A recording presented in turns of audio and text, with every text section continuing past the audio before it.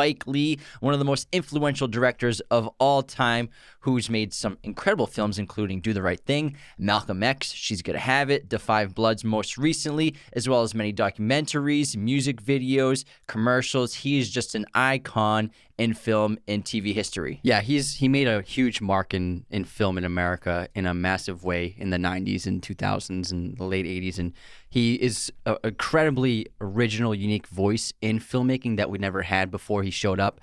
And he's just also like a big student of film. Like his filmmaking comes from classical filmmaking, traditional filmmaking styles.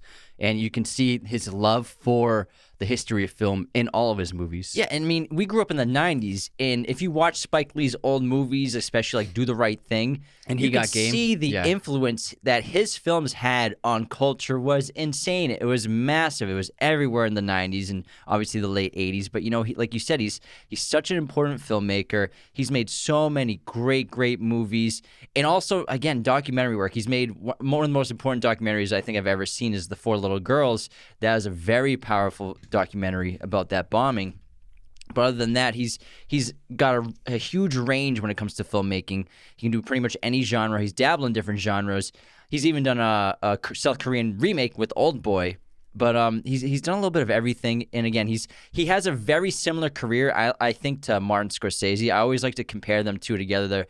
They have very similar careers. They both tell stories about where they come from, specifically Spike with Brooklyn. They both direct music videos and documentaries as well as theatrical films.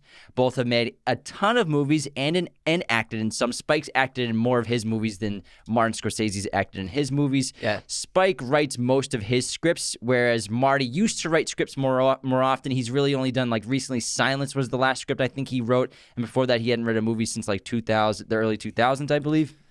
But they're both cinephiles and students of film. They're actually very good friends as well. They became friends after Spike, who he's been a longstanding film professor at NYU. He did a screening of Mean Streets in the 90s, and then he invited Scorsese to that screening, and since then they've become very good friends. And they do have a lot in common. They also have their own muses, like Spike. Very much Denzel has been his muse for a very long time, and even Lawrence Fishburne and Sam Jackson have been in a lot of his movies. John Turturro, too. John Turturro, yeah. And then Scorsese, obviously, Leo and De Niro and Pesci as well. And so they both work with their friends. They both work with regular collaborators as well as in front of and behind the camera. And they both, when you think of them, you think of New York, especially Spike, because Marty has done so many movies outside of the setting of New York, but he's done plenty in New York. But Spike, he injects the culture of New York, especially the Brooklyn culture of New York, and even more specifically the Bed-Stuy neighborhood in Brooklyn where he grew up. And I think that what Spike has done with cinema and his films is he's always tried to portray his culture in film that had never been seen before, specifically the Brooklyn culture, where he grew up, his environment, what his neighborhoods were like.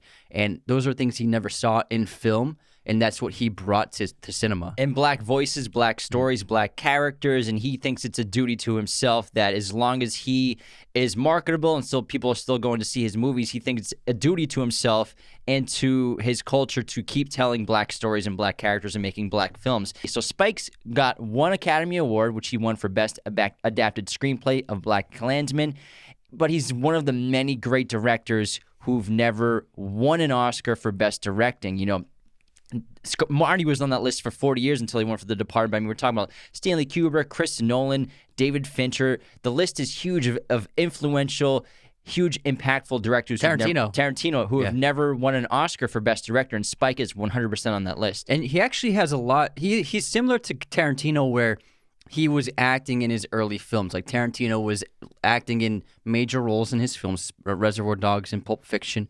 And then Spike, He never made himself the lead of his movies, but he was always a strong character. You could say Do the Right Thing. He's probably the lead of that Mookie's movie. a lead, but that's more like an ensemble because Sal is made as a major character as well. True. I would say that's very much an ensemble piece, but Mookie might have the most screen time.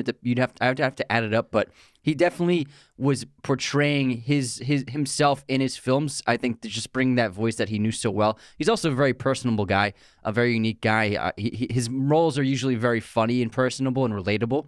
And I think he did a great job in his roles. But then he also learned, I think that when he began working with Lawrence Fishburne and then Denzel. He's like, wow, these guys are so talented. And like Tarantino, working with talented actors, realized I'm going to put the best actors possible as the lead roles in my films. And then just eventually he's got a good amount of screen time in Malcolm X, but still that's Denzel's movie. So True. I think he was like, when he found great collaborators, he gave them the leading roles. He works really well as the side characters, and I love how in like She's Gotta Have It, he plays that character Mars Blackman, which was eventually used. Was it in Nike, Michael Jordan commercials? So that's really funny that even him being his characters in his own films become very influential as well and iconic. He became iconic and a famous director. Like during the trailers for his early films, like it was always Spike Lee came before the name because Do the Right Thing was such a big hit, and She's Gonna Have It was a really big hit in cinema for being such a small budget. It made a good amount of money, and so he became synonymous, like Tarantino, with the name coming before the movie. For sure.